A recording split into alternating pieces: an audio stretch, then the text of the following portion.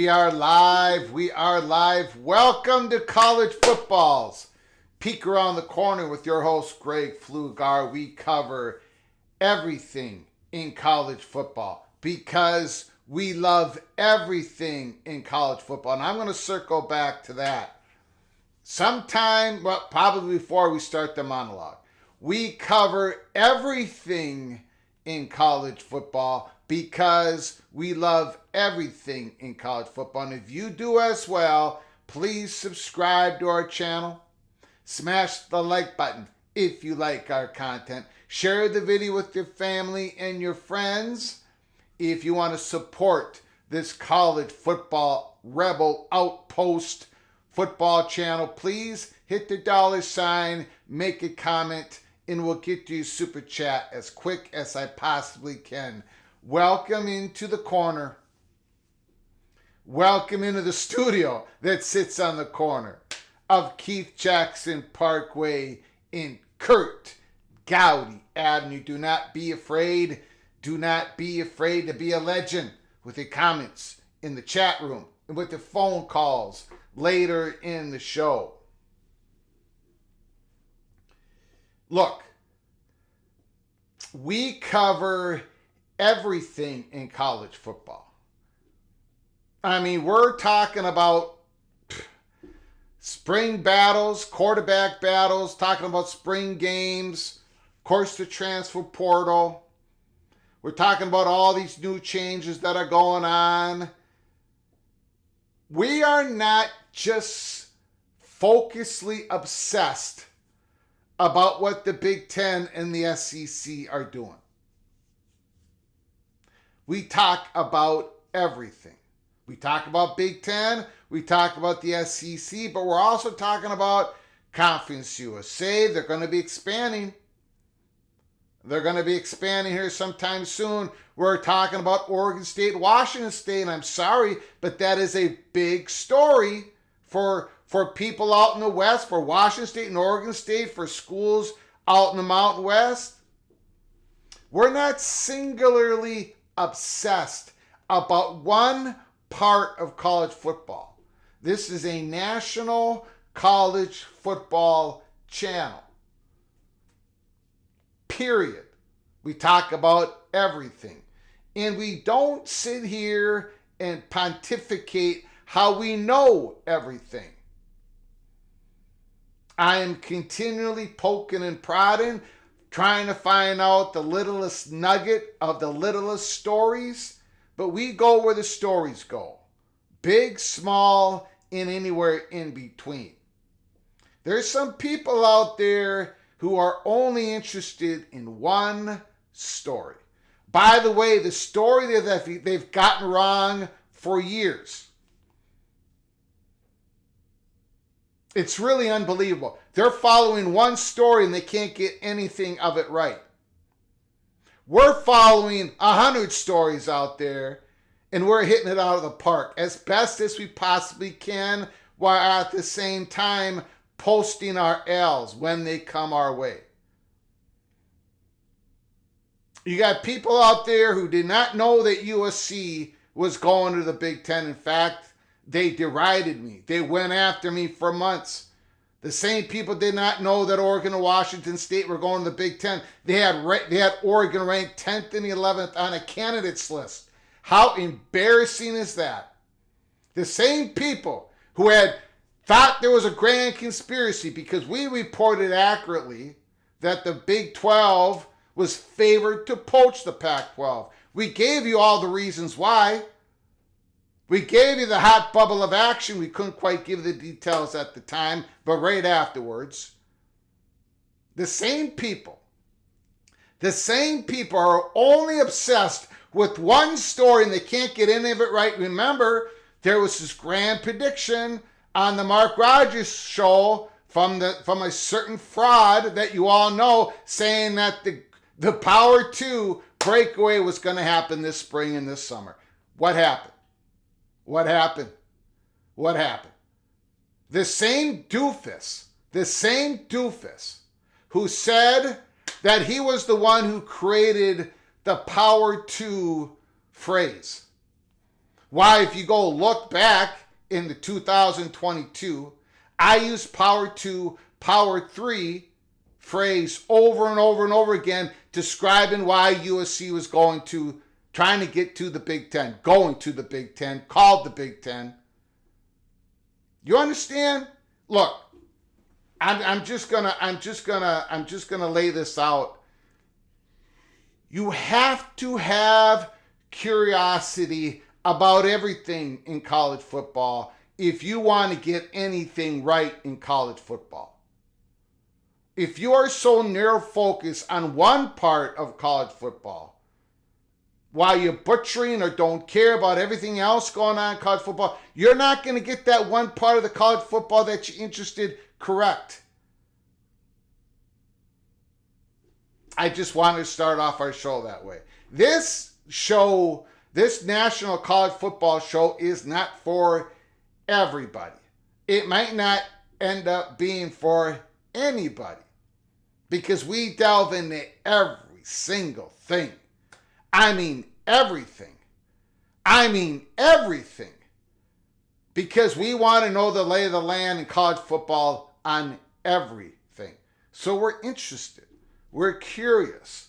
We go after every story. Not every story, not every episode, not every live show. People are going to be looking at it. And I know they do. They look at it. That's not for me. I'll catch Greg on the next time around. That's cool. That's fantastic. That's what we're here for. People check us out. I'll pass. Oh, that's interesting.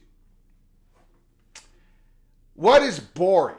What is incredibly boring is talk about the same subject over and over and over and over and over again, boring everybody to death, blocking everybody in sight who even asks you a question. That's boring. That is unbelievably boring, especially when you haven't gotten anything right. When you can't even tell people what your real name is. That's boring. That is so boring that nobody's paying attention anymore. People brought this stuff up to me today, and I doubled over laughing. I mean, college football is huge. It's massive. It's important to a lot of people. It gives us great entertainment. It's important to the universities. It's important how these student athletes, what ends up with these student athletes? Do they become employees of the university? Do they become contractors? We don't know. We're following the story. There are such big, massive stories out there. We are not obsessed with just one part. I'm sorry. If that is boring to you, then this show is not for you. Okay, here we go, guys. Breaking news. Clemson files its motion to dismiss in Mecklenburg County. There's not a lot there. There's a couple interesting points. Now, if you were watching our live show yesterday, Sunday, we said it was going to be, we told you Monday, May 6th, Clemson, it was a deadline for them to file their motion to dismiss in Mecklenburg County. We gave you the heads up. We gave you the peek around the corner here at college football, peek around the corner. And we told you we were going to go live once it hit. It hit in Mecklenburg County. And we're going to be talking about it once again.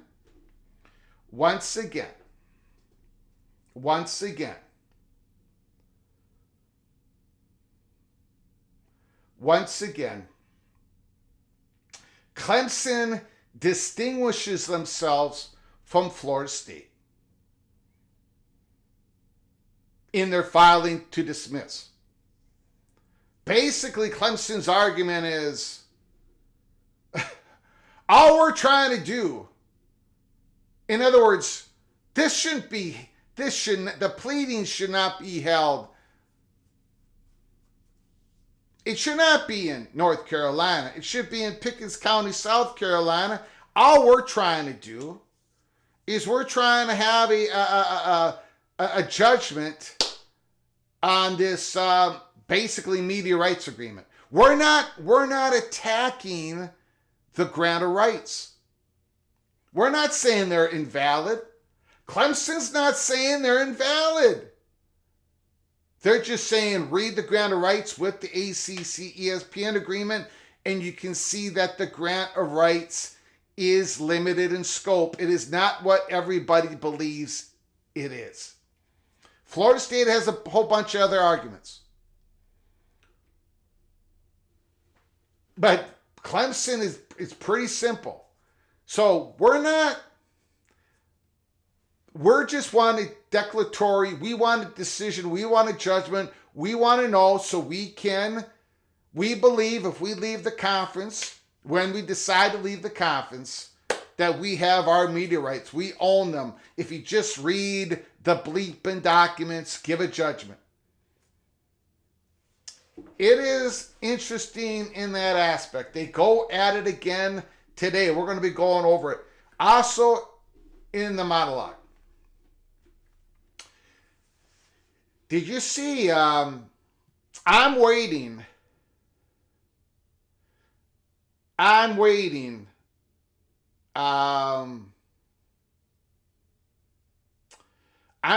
for somebody to do a report, and I think it's going to be coming here from ESPN, Yahoo Sports, CBS Sports, somebody.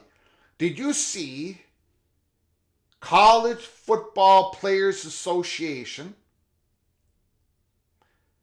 They they backed away. They backed down from the idea that student athletes football players, let's just be more blunt about it, don't have to be employees of the universities. As long, and they don't even have to be a member of a union. As long as they have bargaining rights, we support that future. Pretty interesting. Is there a hybrid? Is there a way for these student athletes to sign a binding contract, to have representation, be it union or not union representation? So where they have a commitment to university has a commitment to them,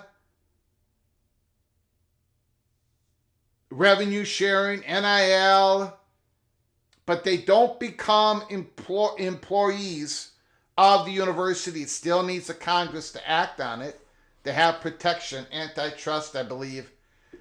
But we're going to be reading that statement from College Football's Players Association, who has been organizing behind the scenes. But the information that they have received back from the student athletes is like, we don't have to go all the way to be going, the feedback that the CFBPA, College Football's Players Association, the feedback they've been getting from these players is, yeah, we'd be okay as long as we get representation, as long as we can bargain our rights, we don't have to become employees of the universities. So we have some very important information in our live show here Monday, May 6th. I want to thank everybody who's come on in, and I want to thank you for all your well wishes. The antibiotics is working wonderfully once again, fighting back an infection that came out of nowhere once again.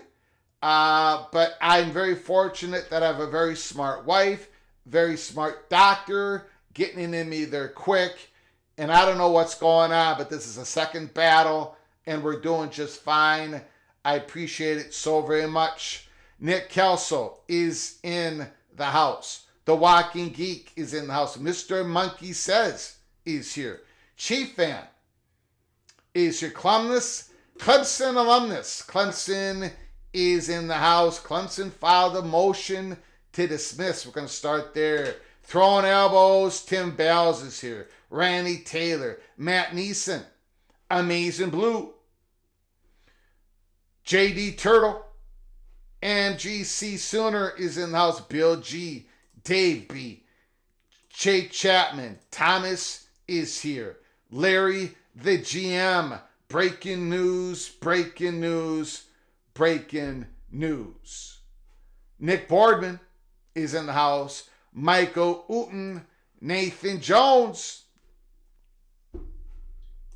CFB Plus, I know this is unrelated, but you did see my tweet about Minnesota's schedule and predictions. I don't think I did see it. Send it to my DM. Direct message that to me. I'll make sure I take a look at it. Last year, I disappointed Gopher fans with my predictions, because I thought they were going to take a step and a half back, and they did. But I disappointed them, got them upset. But this year, I think this year Minnesota is on its way to winning another bowl game. They're going to have a good season this year. A decent season in the new Big Ten. We'll see. What is the title of today's show? Well, didn't you see it when you came on in, Kyle Visser? Clemson's motion to dismiss. Richard Brookins is in the house. Kurt Searcy is in the house. That is true. Next week is the ACC spring meetings in Amelia Island, Florida. We covered that last year. At this time last year, it got heated. Yeah. Should be pretty interesting. Richard L. is here. Mr. Colorado Buffalo. Cameron B. Rock Chalk Jayhawk is in the house. The Big Lubbock is here. Holy smokes, we got a lot of people coming on in on a Monday early afternoon. Mick Stevens is here. Elliot Howard. I got the keys. Keith Moore. The Jordan brand. Go Heels. Elliot Howard is here. Tough Tony. Lack of cheese in your diet. I eat cheese, Tony. I eat cheese. I just don't eat it with meat. Crab Cakes and Football. Mr. Terrapin is in the house. Bob Swanger, Penn State fan in the house. T-Ducks. Sure. Ducks are leaving the Big Ten. Sure. Tuffy Duffy is in the house. Nick Snyder is here. Peter Shields. Lewis Pop. Haven't seen Lewis Pop in a while. Little Brown Jug is staying in Michigan. We'll see about that. We'll see about that, baby. Big upset. Big upset. Gophers taking it home. Probably not. Hola from Argentina. Go Nose. Holy smokes. Next stop, NRT. Thank you for coming in from Argentina. Thank you so very much. Argentina doesn't mix up their meat and their cheese. When Argentinians eat their meat, baby, it's meat. They don't layer a bunch of cheese on their steaks. Not in Argentina. Not in Argentina. They have not been cheesified. I can tell you that right now. Forty Canes is in the house. Soap is in the middle of, he's in the huddle. He's in the huddle. Okay.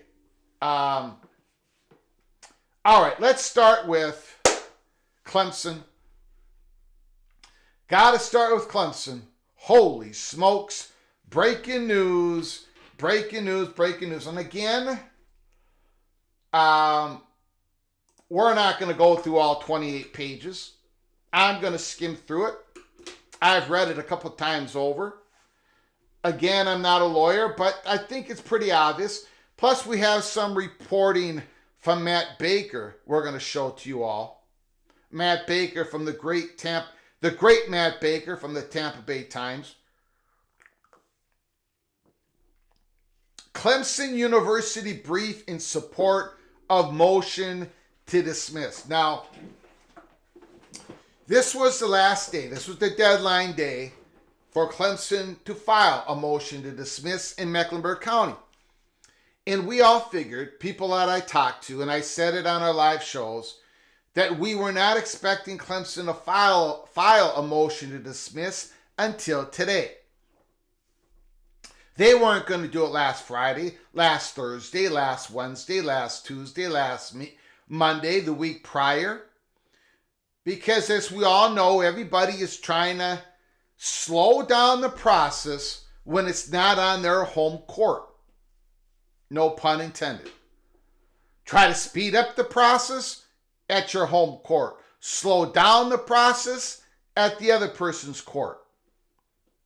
So this is in Mecklenburg County. The ACC sued Clemson, and now this is Clemson's filed motion to dismiss. And of course, they waited till the very last day, the deadline day.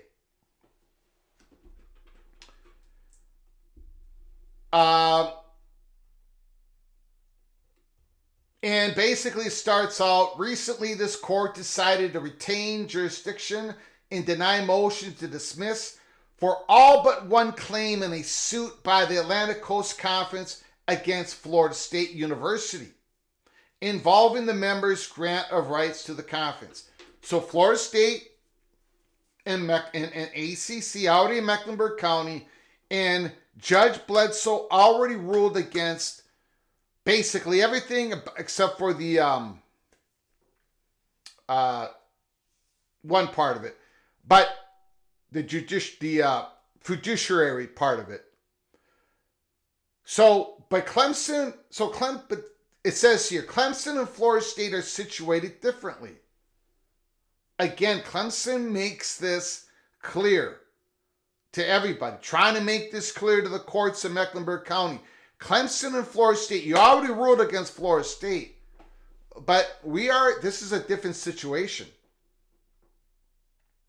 Clemson and Florida State are situated differently, however, both with respect to the property of proceeding in this court and the fundamental nature of the claims at issue. The ACC's complaint hastily filed in response to Clemson's first filed South Carolina suit. Now, that's one major difference, right? Judge Bledsoe, in his one of his judgments said, we have withheld. The ACC is first to file on this. Remember, they did December 21st, Florida State on December 22nd. And Florida State brought some good arguments, I thought, but it did not, the judge ruled, right?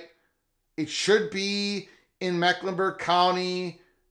ACC is the first to file. The ACC's complaint hastily filed in response to Clemson's first filed South Carolina suit. So Clemson is the first to file here. One of the reasons why it should be dismissed in Mecklenburg County. No doubt about it, Clemson was the first to file. Clemson first filed South Carolina suit on the same issues, ignores these important distinctions. ACC's complaint hastily filed in response to Clemson on the same issues as they did Florida State, but it ignores these important distinctions, which materially impacts the analysis of the ACC's claims. Accordingly, with the notable exception of this court's dismissal of the ACC's breach of fiduciary duty claim against Florida State, which should apply equally here. In other words, Clemson, right? The basis for claims that the ACC brought against Florida State and related arguments on motions should have little bearing in this case. Clemson did not bring the same case as Florida State. It is much more narrow. It is much more simple. It gets to the heart of everything. It does not try to invalidate the gore itself.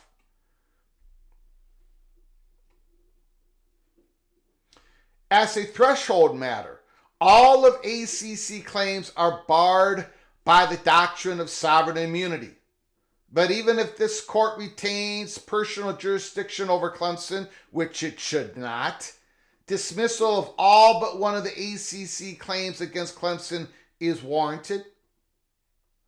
The ACC's first and second claims should be dismissed because there is no actual controversy in this case as to the validity or enforceability of the grant of rights. Boom. Boom. Unlike Florida State's lawsuit, Clemson's first filed, once again, they were first to file, and they're going to make sure Judge Bledsoe hears this over and over and over again. Clemson's first filed South Carolina action does not challenge the validity or enforceability of any contract by which the ACC member institutions granted their media rights to the conference. So the ACC's first and second claims should be dismissed against Clemson because there's no controversy in this case about validity or enforceability of the grant of rights. It is in the Florida State case, but it's not in the Clemson case. That's not why they filed the suit. Rather,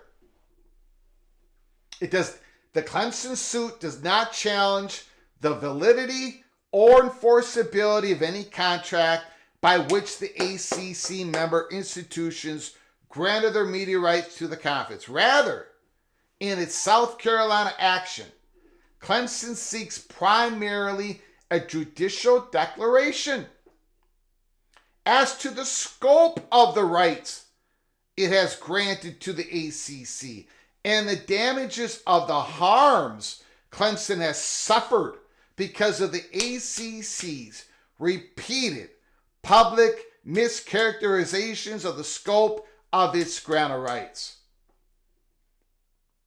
Florida State, by contrast, in its second filed Florida action, seeks a declaration that the entire grant of rights, the grant of media rights, is invalid and enforceable.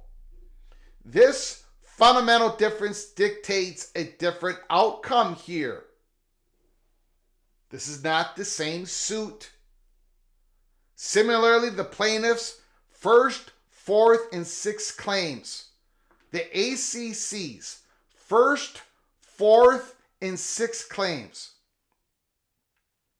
which wrongly presume that Clemson has taken action to challenge or affect the validity and enforceability of the subject's contracts, fail to state a claim for relief.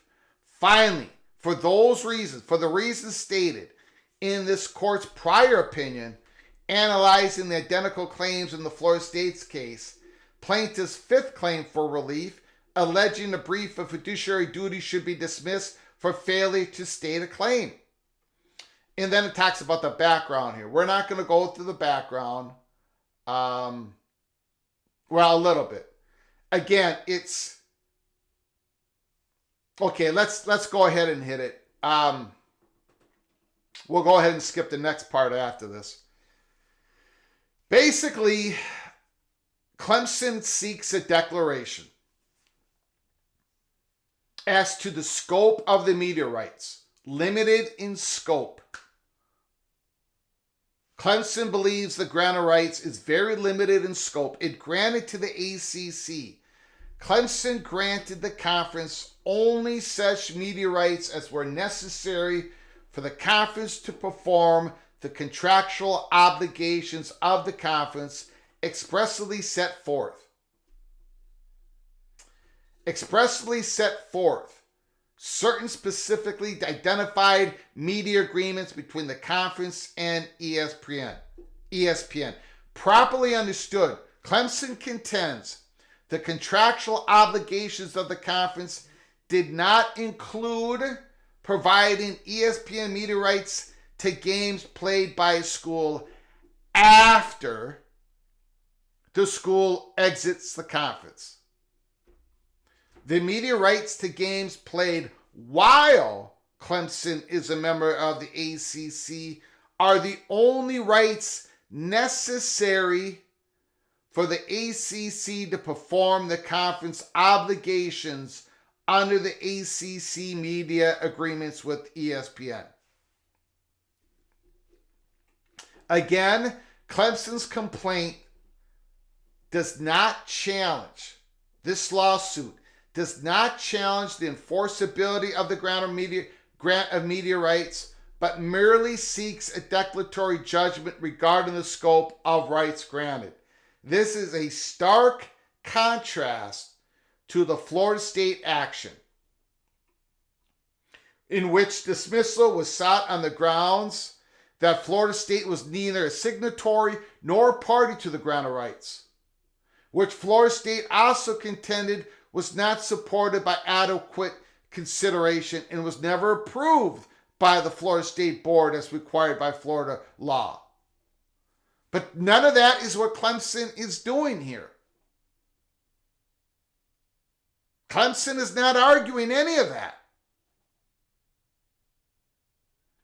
And Clemson is saying, look, this is a motion to dismiss. Judge Bledsoe, you should dismiss the case in Mecklenburg County that the ACC has brought upon us, Clemson, because ACC's motion, their lawsuit, is not even really talking about our case. They just duplicated their complaints that they had against Florida State and they're putting it on to us. Our suit is completely different. The ACC overlooks these fundamental differences in these two cases, basing its claims on the flawed contention that Clemson's first filed suit attacks the validity and enforcement of the grant of rights, which Clemson did not do. What's more, none of the claims asserted by the ACC in this case seeks the construction of the grant of rights.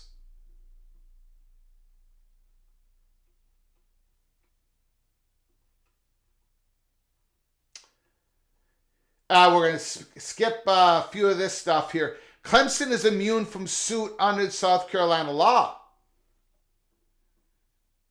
The South Carolina Constitution says the General Assembly may direct by law in what manner claims against the state may be established and adjusted. There is no dispute that Clemson is entitled to sovereign immunity as it relates to claims sounding in tort like the ACC's breach of fiduciary duty claim.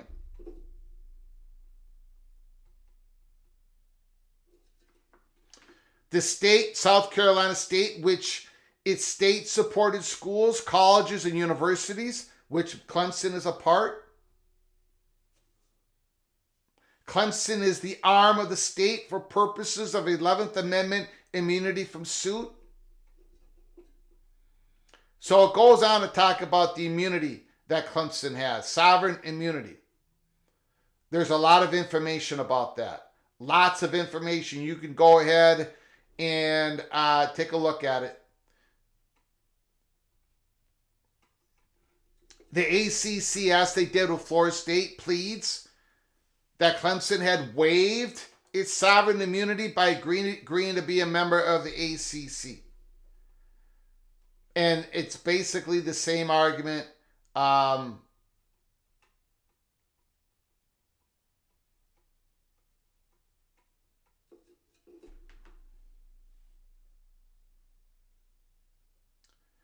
Instead, all Clemson is alleged to have done is to become a member of the unincorporated association and remain a member of that association. When Clemson elected to be a founding member of the unincorporated ACC in 1953, Chapter 59B was not even in existence, and neither Clemson nor ACC could sue each other at common law.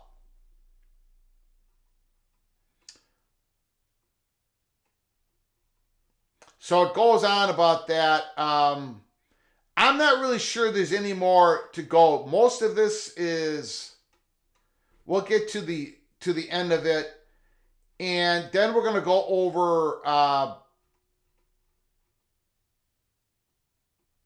the court should dismiss ACC's first and second claims for lack of subject matter jurisdiction because there is no controversy exists on the validity or enforceability of the grant of rights or the amended grant of rights. It's almost like Clemson is arguing basically the ACC copied and pasted their motion against Florida State towards Clemson, and it's not the same suit.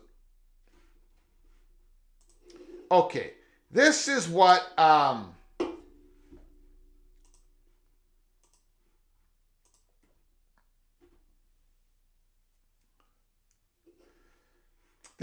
Matt Baker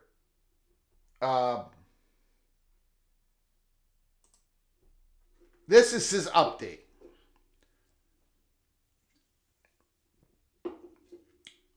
In the Tampa Bay Times. The great Matt Baker. Clemson, as expected, filed a motion to dismiss the ACC's complaint against the school. The Tigers said that North Carolina court does not have any personal jurisdiction over Clemson, which has no sovereign immunity as a South Carolina state entity. The school also said the conference lawsuit does not have actual justiciable controversy. In other words, these claims that the ACC said against Clemson is not related to what Clemson's suit is all about. Clemson is just trying to gain a declaratory judgment. Here is a couple more tweets on this.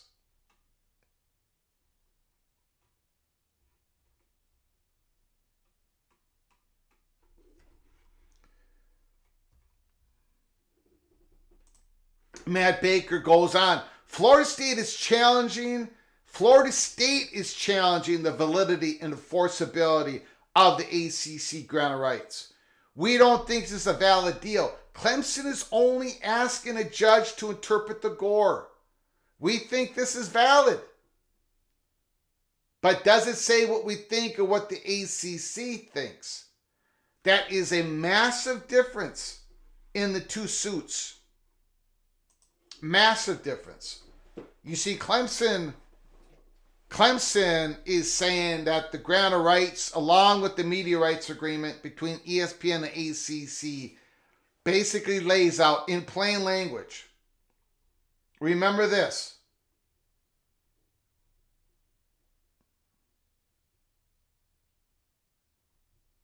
This is Clemson's statement when they first filed the suit in Pickens County.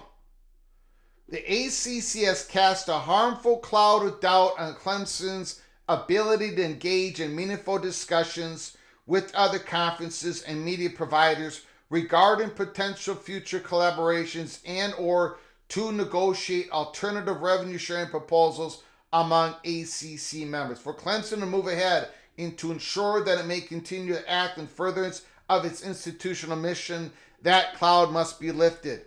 They want a judgatory, they want a judgment to be made, a declaratory statement to be made. Look, let's have a reading of the gore.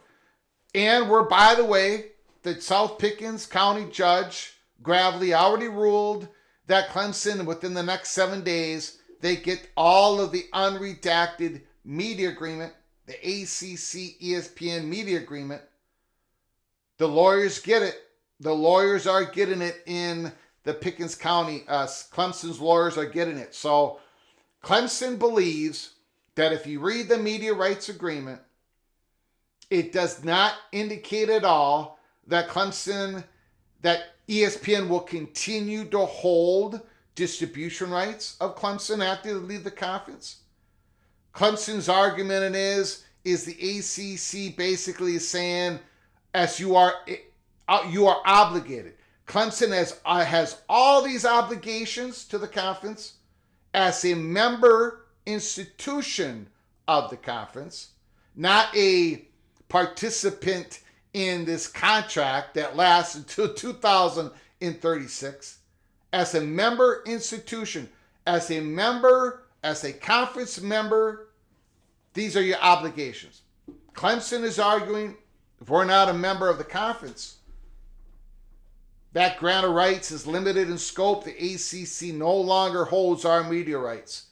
We own it. We get it back once we are no longer a member of the conference. It's a different lawsuit. It's a more simple one. Now, I'm not a lawyer. But does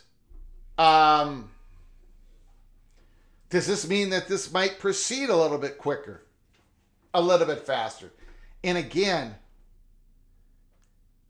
I want to show Numbskull News. He puts Clemson is very sneaky.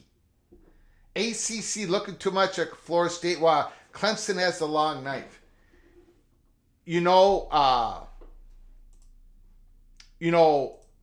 Let's talk cloak and dagger. Let's talk Clemson being sneaky here. Numbskull News brings up. I agree with Numbskull News, and I'm not using the word sneaky as a negative word. You remember, Clemson filed the lawsuit, right, in Pickens County. They filed first. That's really clear. Advantage Clemson when it comes to jurisdiction. That's where we are told by lawyers. But then the ACC filed a motion, right? They filed it in Mecklenburg County. In that motion, and I wish I had a picture, a caption of it, and I kind of remember the paragraph's number, 118. I could probably go find it. I wonder if I should just try to go find it.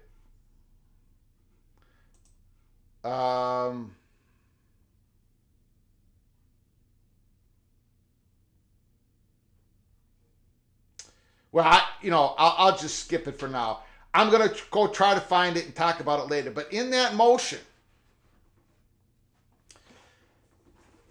ACC claimed that they were talking with Clemson, right? That they were starting to write up some papers in regards to Clemson wanted to talk to the ACC about issues relating to their membership, to the membership of the conference. It almost sounded like they're maybe just starting a little bit of negotiations. It's in there. It's in the ACC's pleadings. The very first one they laid down in Mecklenburg County against Clemson. Basically, the ACC saying, yeah, we were in discussions. We were open about business opportunities. I'm not sure. I can't remember what phrase they used. And then ACC said in that pleadings, but then out of nowhere, basically Clemson files a lawsuit against us. How dare they? So it almost was like Clemson brought in, was talking to.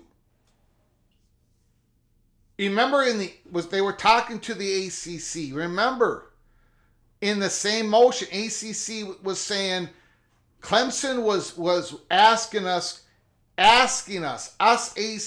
Clemson was asking us, the ACC, not to sue them. They just wanted to talk to us. They were asking us not to sue them and to keep our talks confidential from all the other ACC members, to keep it confidential from everybody. So the ACC was writing it up. That's what ACC said. They're writing up the papers, ready to give it to Clemson, sign off on it, let's talk. No fear from either side. Clemson's not going to get sued from us, whatever.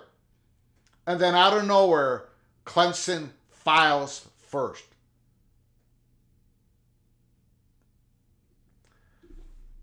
And when they filed, it was a simple shot. And then ACC hastily, according to Clemson's word, they go file against Clemson, but they basically use the same arguments they use against Florida State, and those arguments shouldn't be used against Clemson because Clemson's not challenging the validity of the grant of rights. They just want a ruling on it. That's all. They shouldn't be getting sued. So now Clemson is kind of doubling down. Their motion to dismiss, which is it's simple. Go ahead and read it. It's pretty simple. They're saying, look, the ACC's motion against us doesn't even make sense. It almost looks like they're arguing against Florida State, but we are Clemson. We're not arguing these things. Clemson is not arguing the enforceability of the grant of rights. Clemson is not arguing that they did not sign the grant of rights. They're not arguing that, yes, they've taken money, payouts from the ACC for years. They're not arguing any of that. They weren't coerced. They just want a reading of the grant of rights along with the ACC ESPN media rights. Clemson sneaky. Clemson smart.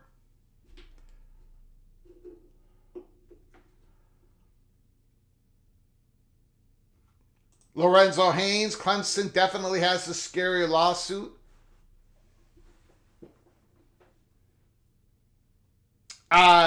Now, does this mean this is going to go? Could this kind of, again, Clemson filed first, and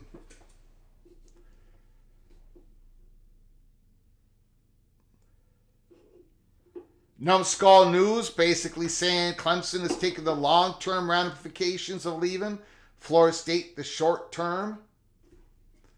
Very, very interesting. We're gonna circle back to all of this. We're gonna circle back to all of this. I want to talk about another big subject that happened today that I think has big ramifications as well. And I might have to take the L here. We're getting close to where I'm going to have to take the L, and I'm going to still complain about Tony Petitti's and Greg Sankey for the way they communicate and some other things. But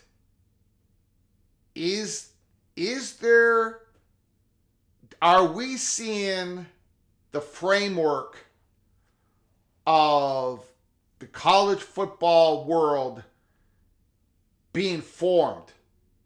And this has been worked on for months. Are we seeing it form? I mean, we're starting to see something, a structure. Here is the College Football Players Association, CFBPA. We at the College Football Players Association, CFBPA, believe that current players should be able to choose to fight the battle for formal employment and collective bargaining if that is the battle they want to fight, as was the case with Dartmouth men's basketball players. But increasingly, keyword increasingly, but increasingly as we talk with current athletes on multiple football programs around the country, there does not seem to be an appetite for these types of legal battles over formal employment, unionization, and collective bargaining. As such, the CFBPA, we have begun thinking about what a new model of collective bargaining might look like.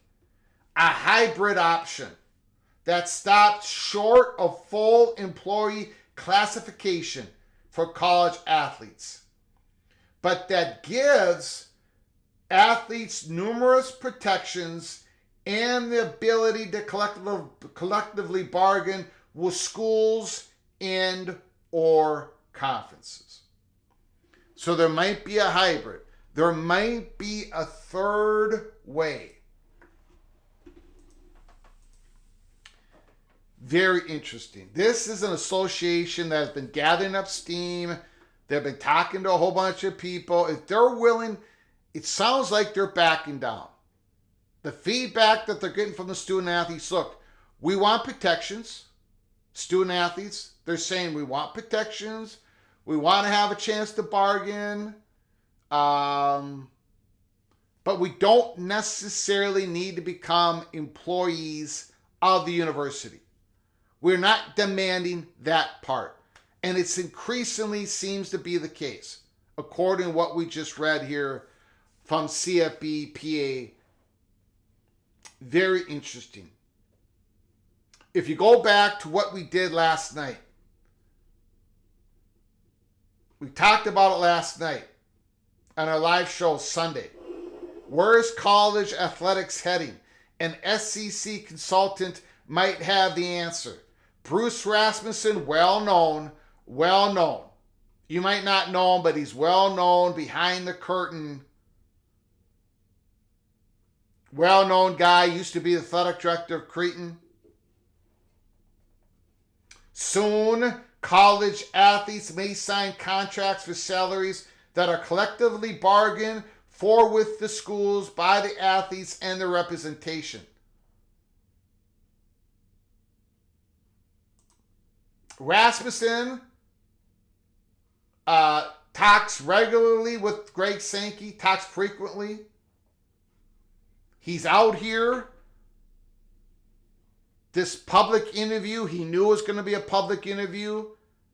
I think there's a reason for it. There's a motivation for it. I think the SEC, Big Ten, and Big 12, and ACC, I think this is where we're going. Rasmussen has specifics. Revenue sharing, going to happen. Sooner than later. All part of that settlement. How in the wide world of NIL would that work? Where would the money come from? I think what is going to happen is that it will come from a television revenue. Not the gateway seats, the booster clubs. Television revenues will be part of the revenue sharing, the big part. A collective bargaining agreement just like the NFL, Rasmussen said. Rasmussen thinks the athletes will be brought to the table to negotiate deals. A collective bargaining agreement just like the NFL. But listen now. Rasmussen is a consultant for the SEC. Greg Sankey does not want his student athletes to become employees of the universities.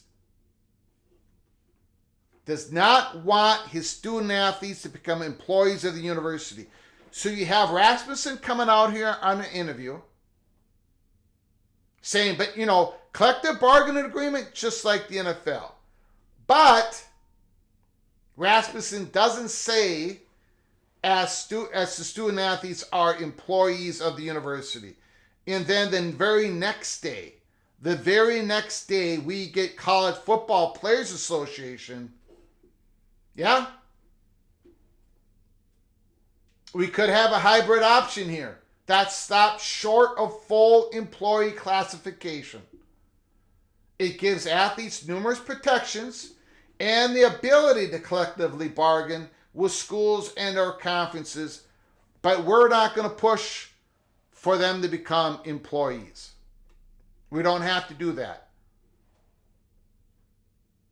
It says, but increasingly as we talk with current athletes, there does not seem to be an appetite for these legal battles on formal employment.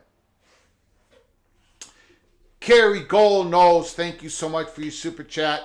Thank you so much for your incredible generosity. Once again, FTC just banned all non-competes.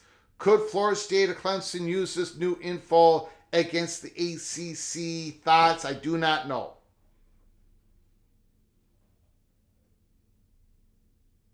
I don't know the answer to that question, but I will poke and prod on that. Carrie Gold knows. I don't have a thought on it.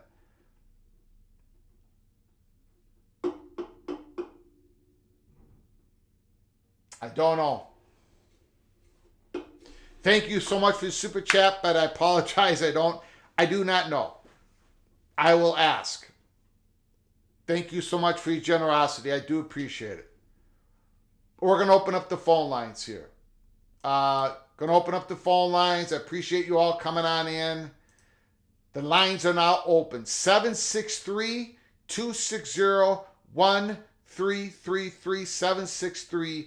763-260-1333. And again, Clemson's motion to dismiss happened today.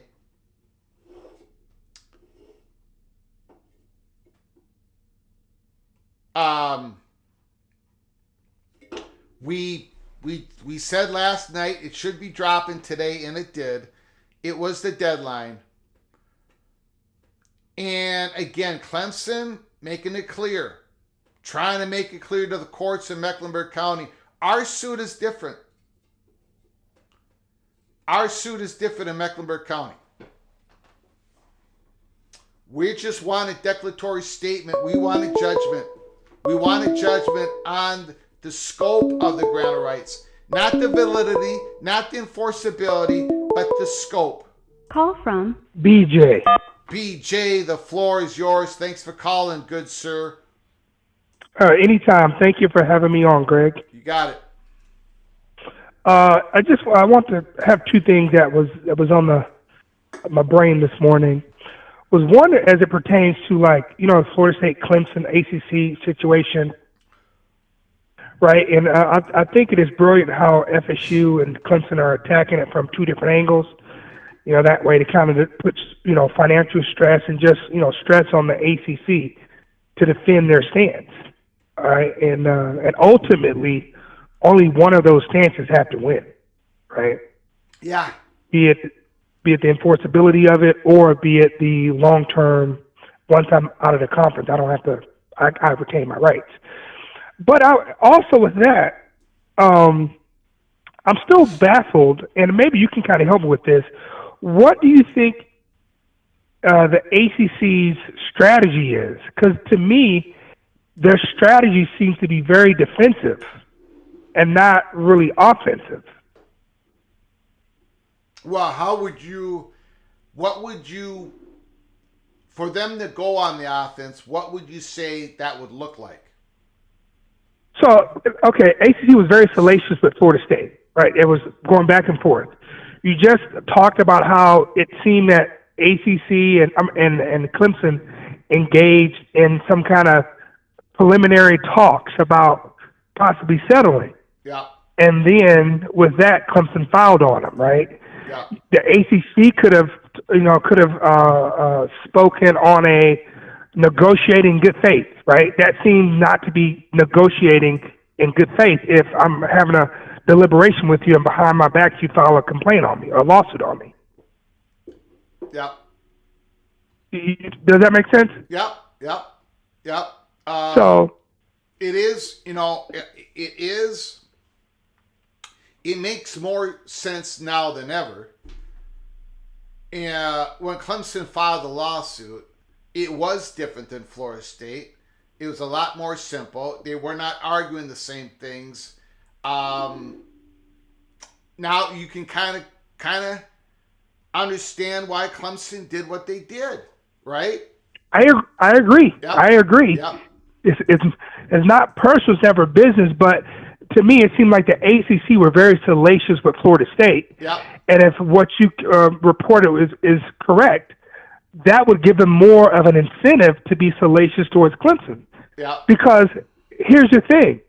Once this is over, there's no way Clemson and the ACC could have any sort of a business relationship if you can't trust the partner you're doing business with. Because that's what it seems like to me, that Clemson kind of, reeled them in and lowered their sense of kind of defense only to strike. So how can you have a business relationship with a partner like that? Yes. Does that make sense? Yes, it does. So that's one. The other thing is, as I'm looking at this new world of college football, and I'm trying to look at it from like the lower two, Big 12 ACC, the Big Two, right? Yeah. Big 10 SEC, right? Yeah. And I think from the Power Two's perspective, what was alarming to me is, I'm sorry, from the Middle Two's perspective, the Big 12 ACC, there's only two and a half schools that has publicly said this is kind of not acceptable, the pay difference, right? And not only have they kind of said it, they've kind of done something about it. Clemson, Florida State, and the half is North Carolina, right? And so to me, that tells me that maybe the rest of the ACC and all of the Big 12, they want to sit at the table, but they don't necessarily want to compete for a championship. Because the SEC and the Big Ten has said, hey, you're going to have to spend big bucks. I think that's why Nebraska's doing what they're doing. Indiana's poured a lot of money into upgrading their facilities and their staff. And so I think these lower tier SEC and Big Ten teams got the message. We're going to have to spend money to compete. And I don't know how I feel about teams having a seat at the table, but not willing to put forth the money to compete for a championship. Does that make sense? Yeah, but I'm a firm believer. Right now, we're starting to see the formation of what this is going to look like. We're going to have a salary cap potential luxury tax. We're going to have athletic departments, and there's no way, I mean, in my estimation, there's no way this is going to fall under the athletic director. The athletic director has enough going on. They're going to have to, every one of these athletic departments are going to have to hire a general manager. Oh, yeah, for sure. The big-time roster management, making decisions with the coach on what should they offer for recruiting, how much money does the football thing, program have. But when you say when schools need money, they should have put enough money in to compete, sure. But I still think some of these athletic departments they're going to be prioritizing how they spend that money. And it's going to look different from each other. I don't think all schools, certain percentage of that, let's just say the salary cap's $20 million. Is Ohio State, what's the percentage of that money going to be to the football program versus Purdue, right? Let's say Purdue is willing to go $20 million with Ohio State with that new Big Ten media contract. But you got to know that Purdue is going to spend some more of that on their basketball program. Yep. So, willing to compete for yes. But still, these athletic departments, I think it's going to be fascinating because they're going to make different decisions from each other. And then within their football budget, where are they going to focus their money at? Some programs are going to be going all out for that quarterback, for that 5-star quarterback, right? For the difference maker. Yeah. Some of them are going to go, well, we're probably not going to be even good enough to contend for a conference champion if we get that 5-star quarterback because we're a mid-tier, lower-tier brand in football. So we're not going to spend that money on trying to get the quarterback. We'll spend it on, make sure we get the best offensive line as possible. I don't know. It's going to be fascinating to watch, BJ. Go ahead. Yeah. I agree. It's going to be to see the different strategies. Yeah. I think, who's going to negotiate the player salaries. It can't be the coach, right? And how? I don't think so. It can't be the coach, right? Imagine NFL coaches negotiating salaries with players. Yeah. So it can't be that. And I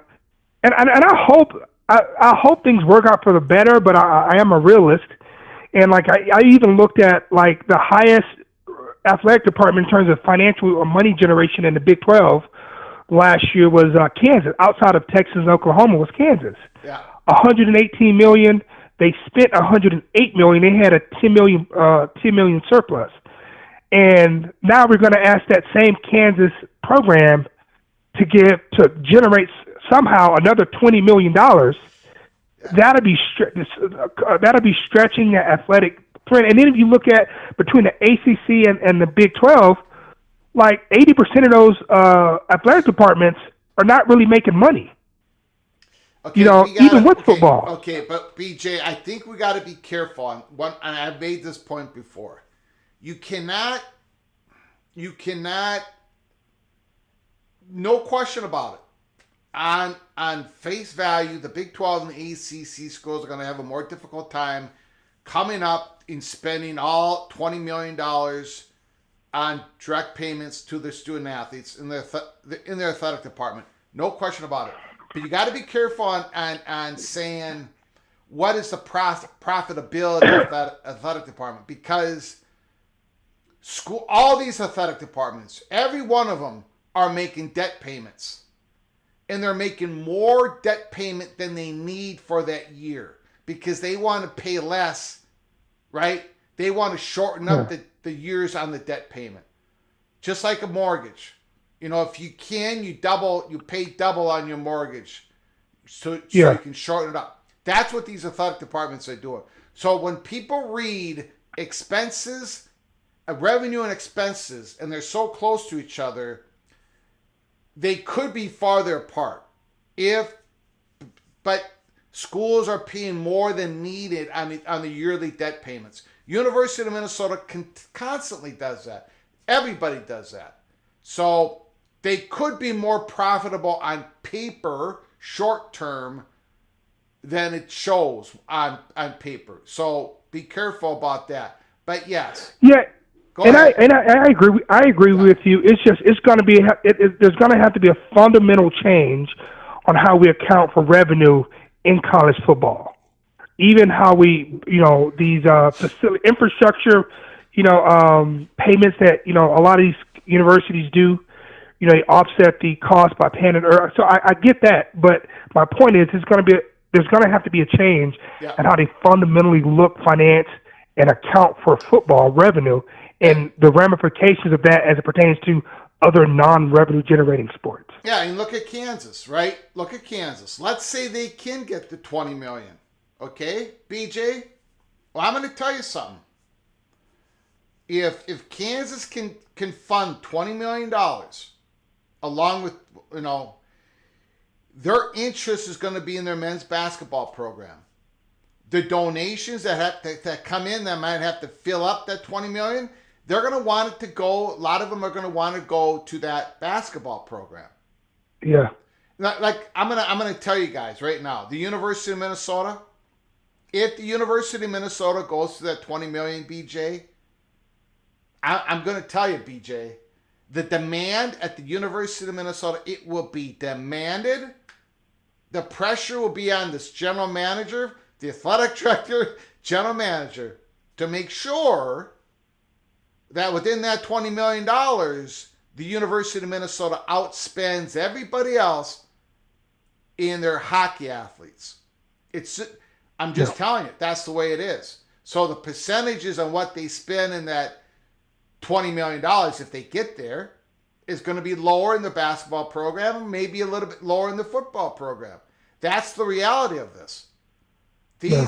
I don't think it's a one-size-fit-all for all these athletic departments because they got certain different pressure points. Oklahoma State, it's going to be wrestling and in the football program, right? Each athletic department, these decisions are going to be fascinating, BJ, and I think it's going to have to be all transparent. That's another great thing about this. We're going to see all these decisions made. The money, the choices, the recruiting, who signs for what. It's just going to be incredible. Go ahead, sir. Yeah, well, I don't want to take up too much of your time, but I think you're spot on. It'll be interesting to see the strategy for the different programs. And then, historically, certain athletic programs have a reputation for being horrible, making short-sighted decisions, and others being more aggressive with their performance and pay of their coaches. I think that'll be interesting to see, and it'll be interesting to see how, the last thing you mentioned was the players collectively bargaining, but not necessarily employees. Yeah.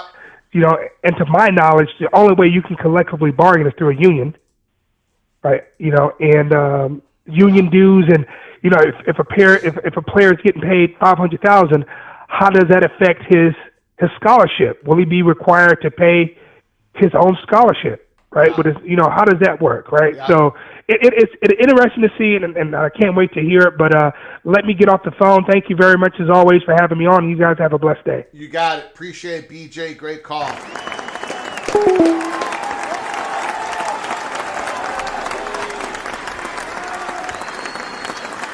Great call, Michael Monk. Thank you for your super chat. Thank you for your continued generosity to our program. Thank you so much.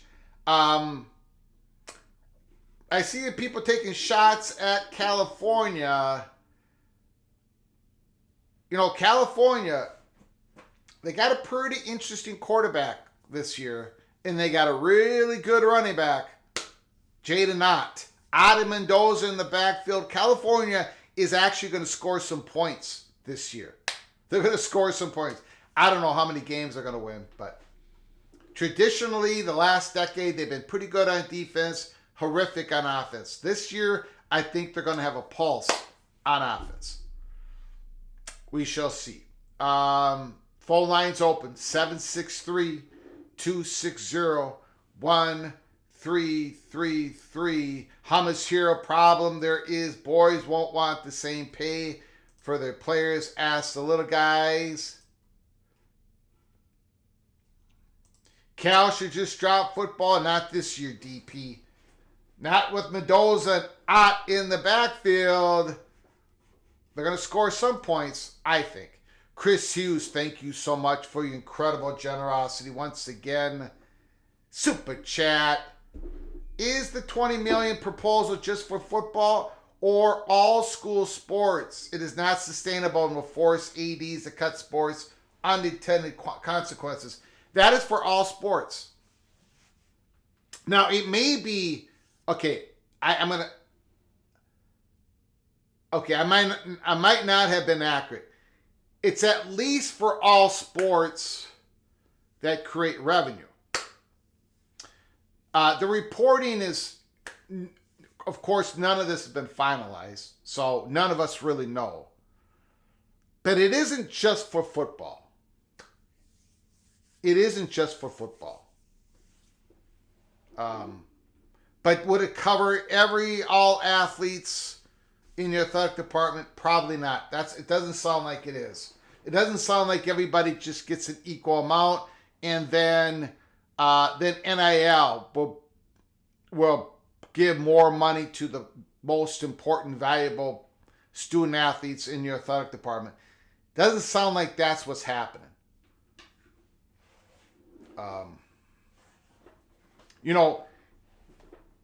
It's both schools recruiting the same player. The player receives offers, looks at the offers, and signs on the dotted line. Here's the good news. Okay. There is one good, really possible good news out of this. Let's say call from JD. JD, Mr. Seminole is on the line. Can you just hold for a moment, please? Yes, sir. Thank you so much. Let's say you are Rutgers. No, let's not do Big Ten. Let's say